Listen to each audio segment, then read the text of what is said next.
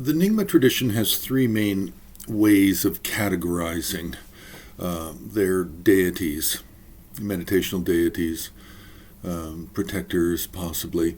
The three ways are the early images of meditational forms, such as from the guruyoga Tantra.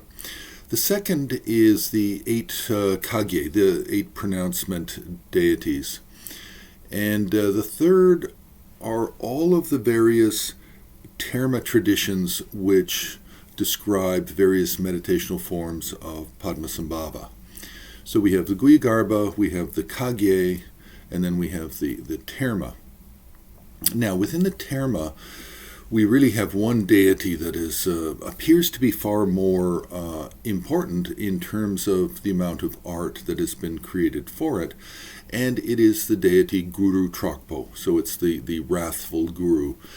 We first find this figure in the writings of Nyangral Nyima Ozer, so that's really 12th century, where he has a text. So, but I'm not clear whether or not it's an actual terma or it's a daknang, a pure vision. And these two ways of understanding how spiritual practices come about can sometimes overlap.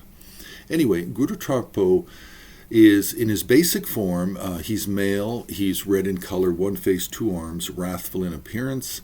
In the upraised right hand is a Vajra scepter. In the outstretched left hand is a black scorpion, sometimes with 9 heads. So this is the most basic form. But then we can have Guru Dragpo where he's embracing consort, and that consort is often blue in color. Sometimes Guru Dragpo can have wings, and sometimes he doesn't have wings, but it is most likely the wings are a later revealed treasure interpretation. So when I say later, I mean 100 or several hundred years after Nyangral's original form. So we have the one face, two armed with consort. Then we have the Heruka form. Heruka in Nyingma, of course, has a slightly different meaning than the term Heruka in Sarma traditions. So in Nyingma, Heruka here means three-faced, six-armed, wrathful deity with a consort with wings. Then we have a form of Guru Dragpo called Karma Guru Heruka, and he has 9 faces, 18 arms, without a consort. Then we have the 9 faces, 18 arms, with a consort, coming from the Tarik Tulku tradition.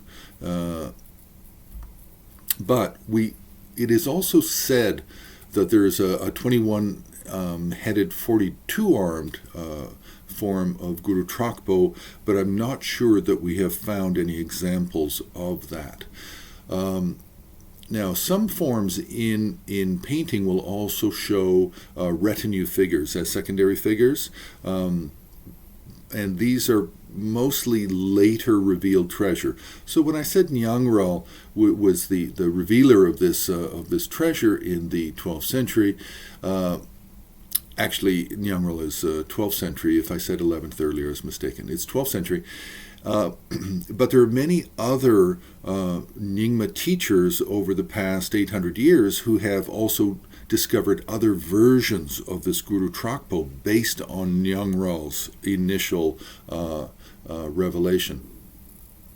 So there's many different types, and in the paintings there can be many different kinds of secondary figures that don't necessarily agree with other paintings, and that's because there's many different types, many different traditions, all coming out of this one original source of Nyangral Nyima Ozer. So that's just to touch on this subject. There is some very good art from the 16th, 17th century for Guru Dragpo.